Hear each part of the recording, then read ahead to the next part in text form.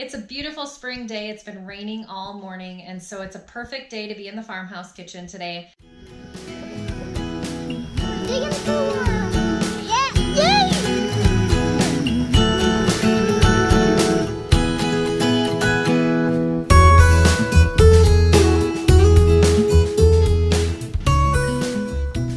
What we are doing is rendering lard. And that means that we're just taking the fat from the pig and rendering it down, which just means slow cooking it down and getting all of that golden goodness into a jar for our cooking fat. And it's a great way that we have found to cut out buying Crisco, buying olive oil, buying coconut oil, any of those cooking fats that are healthy or non-healthy that they have on the market that are just super expensive. And so we already had the pigs that we raised this last fall. And so we were like, what can we do with the rest of the animals so that we can utilize the whole thing? And so we did a video a while back, and you could check it out above if you want to check it out on how to render lard. And I just felt like that process was so tedious. It was so monotonous. It took all day long. I really had to baby it and watch it and make sure the fat didn't burn. It just took too many pans to clean at the end of the day. And so I thought there's got to be a simpler, more effective way to render lard. And today I found it out. You might not have a farm, you might not have a homestead, you might not even have the space to have pigs, to raise them on your own, but there's other options. So look for another butcher in your area, look for a local farmer that you can support that raises pigs. That's gonna be your best option, is to find locally raised pigs that are out on grass, they're out in the sunshine. Hopefully they are free from eating corn and soybeans. Hopefully they just have as much natural food as they can, maybe fermented food. So here is what it looks like. This is what you'll get from the butcher back, or if you butcher your animal yourself. These are just big, huge pieces of pig fat.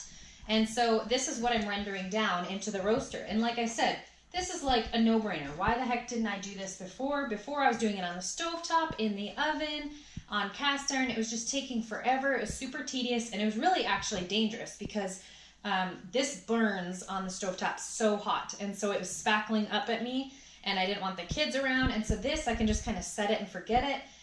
You don't want it at a super high temp because otherwise it's going to burn in the bottom. So this is what we're doing. I keep adding some frozen pieces in. I could easily, probably cut them up into smaller chunks, but I just want a mess-free, like super simple way to render our fat, because I don't have all day to do this. I don't have time to baby it all day. So here's what I'm doing. I'm just using a strainer, and I've been doing this all day, off and on. Just every little bit, I just come in and pour spoonfuls of it. And you're gonna wanna make sure you strain it. You don't want any of the leftover remains of what doesn't cook down. You want it really strained out.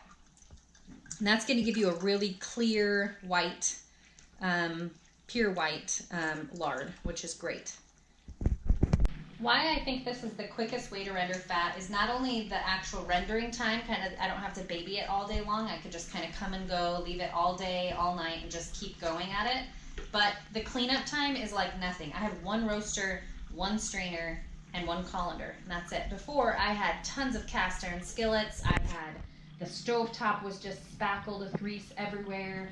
I had a couple different colanders going. I had different things in the oven going at all times, and it was just monotonous. It took me all day to render probably a huge box of 100 pounds of fat, and that was ridiculous. So I love that this is super easy and quick. You will see a jar that is still liquid because it has not solidified. It hasn't cooled down to room temperature, of our rendered pig fat. And here is one that's already been cooling. It's not completely set, and so it's going to be a lot whiter than this. And when you're doing this, you'll want to make sure that your jars are clean, that you have a clean surface to use, because this is going to be something that can be shelf stable for a really long time if you take into consideration all the cleanliness practices. So here's the finished product. So we've only been using this lard for probably 5 or 6 months, and we absolutely love it. And we would love to know how you guys are using it. Have you rendered your own fat down to lard? What method did you use? We'd love to know if there's a simpler method than this, but the roaster method seriously has been the best, easiest, most efficient way to render our lard. So leave a comment in the section below. We'd love to know what what you guys are up to on your homestead, how you're using your lard, ways that you're making kind of those old-fashioned biscuits or pie crusts, and those tips and tricks that we can all learn from you guys too, because we are no pros. We are in this journey together. So thanks for watching, and we'll catch you next time.